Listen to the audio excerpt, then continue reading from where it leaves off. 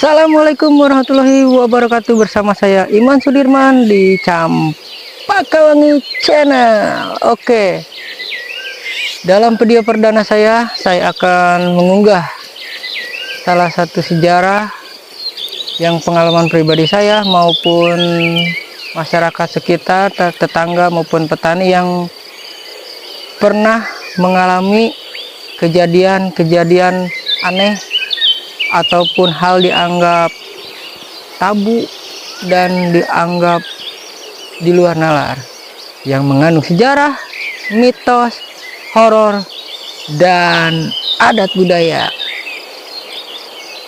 Oke guys, ya kita sejenak istirahat di sini dan sambil niis saya akan bercerita sedikit tentang pengalaman saya selama tinggal di saung rawabela ini, di kebun rawabela ini. Selain saya bercocok tanam, aktivitas di sini, dan saya juga mengalami hal-hal yang di luar nalar gitu. Dan begitu pun dari para tetangga-tetangga kebun sini ataupun para petani yang aktivitas lalu lalang melewati saung atau kebun ini juga mereka mengalami hal-hal di luar nalar yang dianggap mistis dan menjadi mitos, dan itu benar-benar mungkin aneh bagi sebagian mereka yang mengalami, dan begitu juga dengan saya. Oke, salah satunya saya akan menceritakan salah satu pengalaman saya selama tinggal dan aktivitas di saung ini. Saya mengalami hal, kalau misalkan kesini, misalkan saya di luar ya, dari luar sana, terus masuk ke sini, ke kebun ini, dan diam atau niis di saung ini, di tempat ini, di kebun ini. Dari tadinya semrawut, itu pas kesini itu, wah tenang gitu.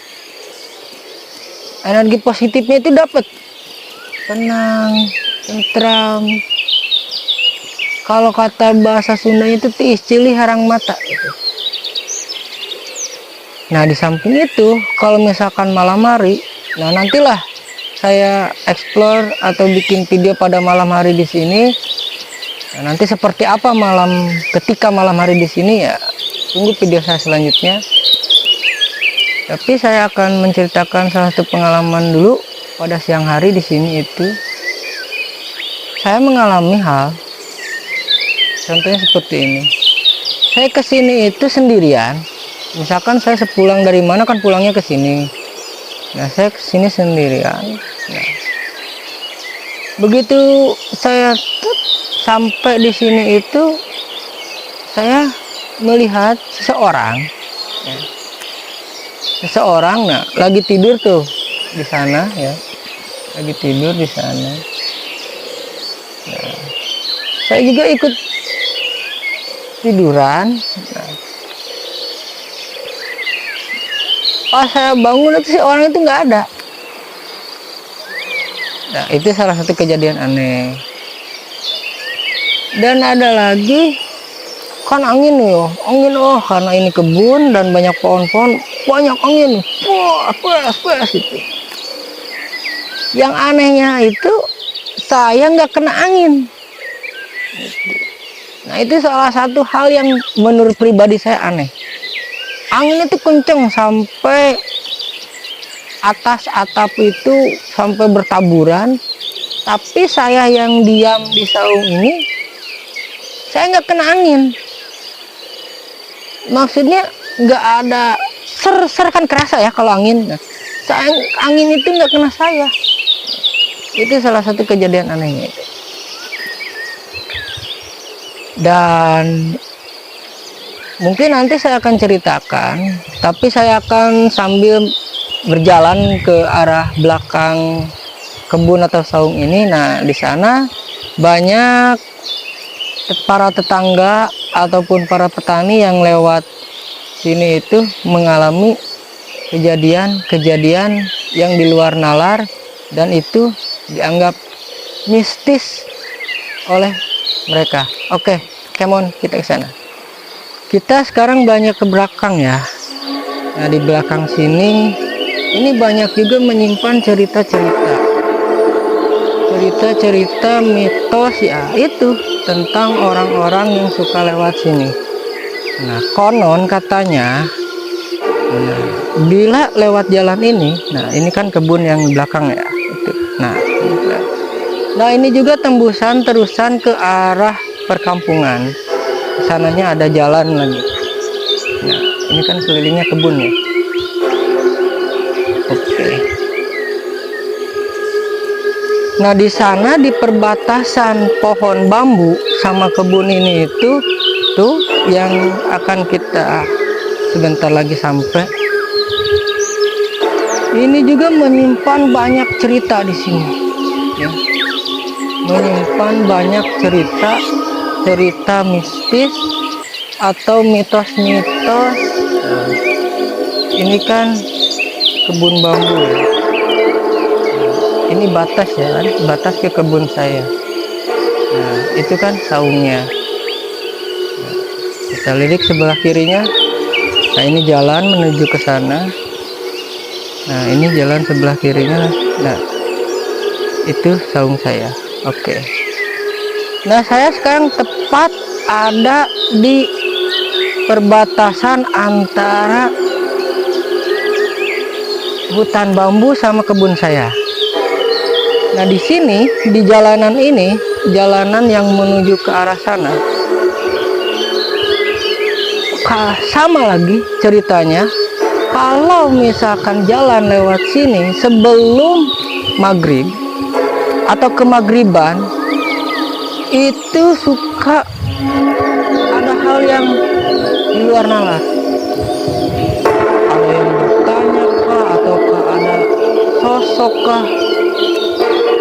Dan pada suatu hari ada seorang petani lewat sini, dan mereka pas kemagriban, mungkin lewat maghrib ya sedikit, lewat maghrib sedikit, mungkin kan matahari udah agak redup ya, udah agak ini juga sekarang kita siang hari nih, siang hari aja udah redup ya matahari, apalagi kalau misalkan udah lewat maghrib. Mungkin mereka kemalaman, jadi sehingga mau pulang ke arah rumahnya itu kan lewat sini, itu sebelum lewat maghrib, dan mengalami kejadian aneh seperti ini. Jadi banyak cahaya dari atas ke sini, atau dari kiri, dari kanan, dari depan, itu cahaya itu ke sini, ngumpul di sini kayak kembang api. Tapi pas didekati lewat, cahaya itu nggak ada. Tapi pas mereka jalan di sana menuju ke sini, itu banyak cahaya itu menuju ke sini, dari atas, dari depan, dari pinggir, kanan, kiri, banyak cahaya berkumpul di sini. Tapi mereka lewat aja gitu, karena mungkin udah terbiasa. Nah itulah salah satu cerita mitos-mitos atau cerita-cerita mistis yang beredar dan yang saya dengar dari menurut kesaksian mereka ya, para petani atau para tetangga-tetangga di sekitar sini ya. Oke, nanti kita cerita lagi tentang sejarah kenapa ini disebut Rawa Bela. Oke, saya akan menceritakan kenapa dulunya tempat ini atau kebun ini itu disebut Kampung Rawa Bela. Jadi dulunya di sini itu tempat pencarian akan kambing atau sapi atau mencari rumput gitu. Jadi para pengembala ataupun para peternak yang mempunyai kambing, sapi, nah itu ngambilnya itu rumput di sini, gitu, di tempat ini. Dan yang anehnya itu rumput-rumput di sini ya, misalkan sekarang diambil, besoknya itu udah tumbuh lagi bagus, diambil lagi dan tidak pernah habis. Nah makanya ini salah satunya disebut seperti rawa lah gitu. Nah belanya itu dari mana ya? Jadi pada zaman dulu menurut cerita nenek moyang saya, entah kakek saya dan nenek saya yang sekarang udah meninggal, orang-orang pada zaman dulu lah gitu, di tempat ini itu tempat latihan para tentara Indonesia yang membela tanah air untuk mengusir para penjajah Belanda. Mereka berlatih silat, ilmu kanuragan, ilmu spiritual dan lain sebagainya itu ya di sini, di tempat ini. Jadi mereka itu berlatih silat, ilmu kanuragan, spiritual dan lain sebagainya untuk membentuk suatu kekuatan, membantu para tentara-tentara Indonesia yang negeri ini yang sedang dijajah oleh Belanda khususnya. Nah, mereka itu latihan di sini untuk melawan, mengusir para Belanda. Nah, disitulah disatukannya jadi rawa bela. Rawanya ini emang tadinya ada berbentuk mungkin dataran atau seperti rawa yang bisa jadi menghasilkan pakan ternak.